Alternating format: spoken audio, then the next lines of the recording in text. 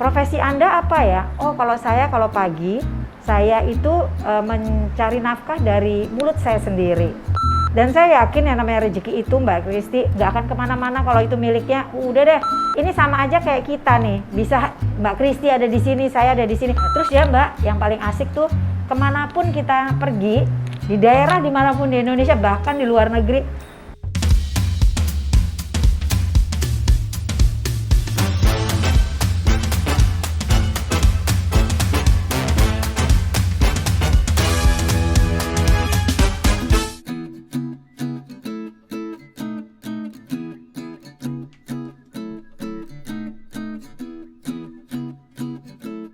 waduh, pertanyaannya nih seru juga nih ya Mbak Kristi.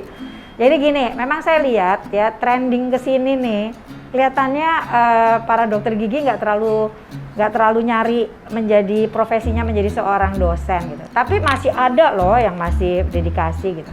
Nah begini, seorang dokter gigi itu sebenarnya adalah pekerjaan yang mulia. Ini sama aja kayak kita nih, bisa Mbak Kristi ada di sini, saya ada di sini. Gimana sih saya bisa baca, bisa nulis, bisa nyanyi, bisa gambar gitu ya. Tentu itu peranan seorang guru pada saat kita kecil dulu ya. Nah ini sebenarnya kan sama nih akademisi pada saat kita sekarang ini di perguruan tinggi itu juga sama. Bagaimana kita mengubah seseorang yang tidak memahami keilmuan tentang kedokteran gigi kemudian menjadi paham, menjadi seorang dokter gigi yang profesional dan kompeten.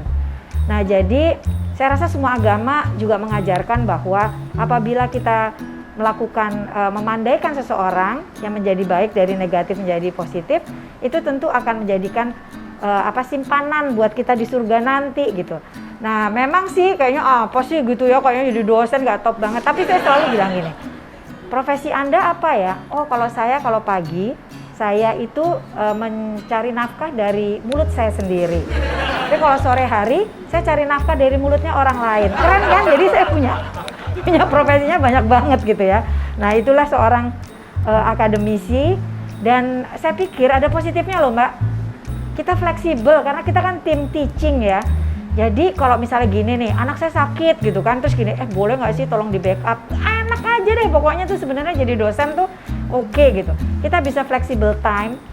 Kita juga kalau misalnya tentu kita saling memahami lah di fakultas gitu ya. Kalau misalnya sampai ada sesuatu, jadi kita juga nggak bosen loh, masa kerja pasien dari pagi sampai malam gitu ya. Dan saya yakin yang namanya rezeki itu Mbak Kristi nggak akan kemana-mana kalau itu miliknya. Udah deh di situ aja. Tapi ini double nih ya, yang satu rezekinya untuk simpenan kita nanti di sana gitu ya, terus yang satu lagi ya memang kita sore hari kan masih bisa praktek gitu ya. Jadi saya sih menghimbau, yuk mari kita cintai pekerjaan ini.